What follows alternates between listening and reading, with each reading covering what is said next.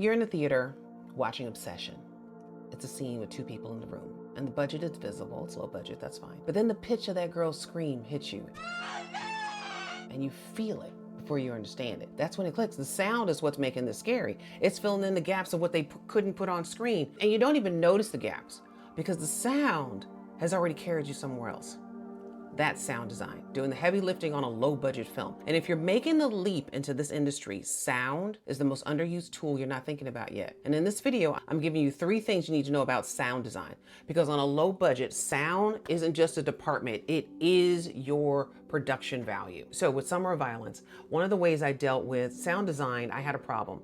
I did not have guns and cars for this particular sequence, and it really wasn't a problem. It was by design.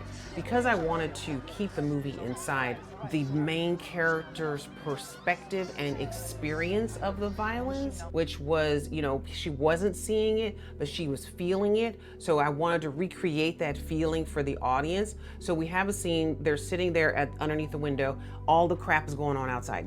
People are screaming, guns are being shot, and music, and everything's going crazy. Just stay down, don't move. You think somebody got hurt? Probably. Should we go outside? No, definitely not. So I wanted everyone to feel what they felt, that kind of tension and kind of dread.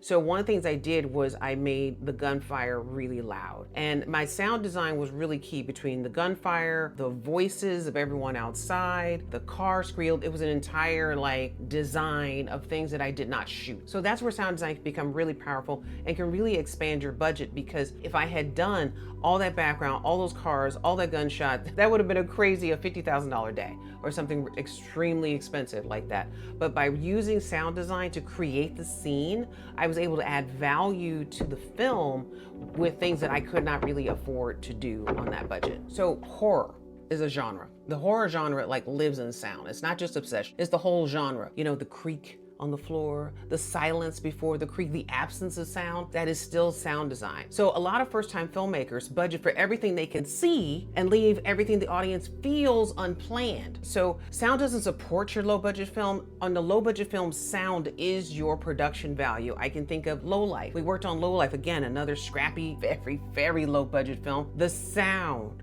of when El Monstro goes through his phase and you got the face and the scream, the sound design can elevate your film in a way that you're not thinking about. So the first point is to understand sound is your production value. So what you want to do is you want to capture it right on set for some of the things. So the first part we're going to talk about is capturing it right on set. So you want to make sure that you have a sound mixer and a boom operator. Ideally, the sound people you hire come with their own equipment. That's standard. So, well, it's not always standard, but you want to ask how much they charge for their equipment, how much they're bringing, what do they need to rent, all the things. Ask all the questions and get appropriate mics for what you're doing, because if the budget is tight, wireless mics that plug straight into your phone or DSLR, the Hollyland Lark, this is what the microphone that I use is totally inexpensive, but it may not work for you. So you want to make sure that everything that you get, that all the tools and everything, you talk through sound, they walk through their equipment with you so that you're really clear on what you're getting and what you're paying for. Be really clear about that. This is not a post-production problem. It's hard to fix what you didn't capture. I mean, you can fix it, but it's never we have yet to come across sound that's been able to replicate what you can get in the motion, especially with human actors and in a human scene. It's just always so much better to get it on the day, to get it on set. So don't leave post-production. Ask questions of your sound person, and you want to ask it before they show up. I know on a low budget, we're always running, but this is a specific conversation to have, especially for first-time directors. You need to have this conversation. And vet your sound people. Listen to the films that they've worked on. What does it sound like? All right, point number 2. So this again goes back to prep and planning. Plan the sound before you're ever on set. When you work on your script, go through it and hear it. What do you want the audience to feel? Pull sound references the same way you pull visual references. Genre can shape a sound. A romance is going to sound nothing like a horror. Even verticals. This is the thing about verticals. A lot of times we're watching them on our phone. Verticals are mobile first. So a lot of people are watching them without sound. However, but once the visuals and the performances pull them in, maybe the earbuds go on. Maybe they're under the bed late at night, 2 in the morning, scrolling and watching your thing. And then all of a sudden you're not background content anymore. Sound design for verticals is not optional because you're still pulling them in. So whatever it is, if it's campy, if it's sweeping majestic, whatever it is, Be specific about what the sound is and make choices. So if you're stuck on what your film should sound like, honestly, I think you should even have some fun. Go listen to Alfred Hitchcock movies. Go listen to audio fiction podcasts. Go sit in a theater and force yourself to study what the sound makes you feel. That's your homework. Maybe close your eyes. Maybe bring an eye mask.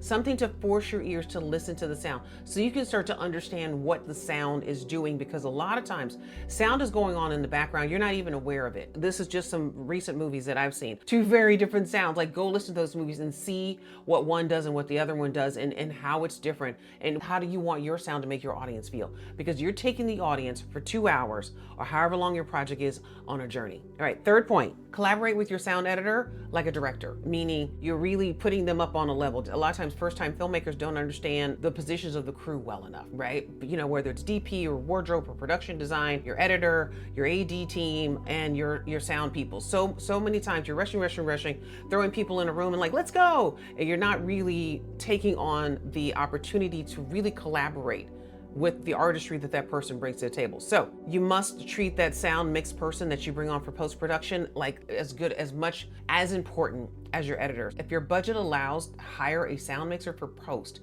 If not, you can maybe work some favors in on an indie film. Either way, this person needs to be in your conversation early. Your job is to communicate what you want the audience to feel before you start filming. This is why you gotta do all that homework that I talked about in point number 2. You want to know what your vision is. You need examples to be able to give to the sound design person, the sound mixer, because they can't build one you never gave them, and you don't wanna hand it over just to let them do it. Give them a vision and then let their creativity fill in the gaps. Or another version of your vision, but at least you have an idea first. Don't hand over something as important as sound without figuring out what you think first, what you're trying to go for first. So get a little nerdy here, it's fun. So when you're vetting your post-sound people, watch films they did sound design for. Ask if they delivered to theater. If most of their stuff is just on TV, find a reference of their work that sounds like what you want. Okay, so the question isn't, do I have a good mic? The question is, what does your film need to feel like? Answer that first, and everything else follows. So, and even if you're building in the vertical space and you want to get this right from the start, grab my free vertical drama guide, the link is below, and then drop in the comments, guys, what film do you think has the best sound design? I always want to know what you're watching.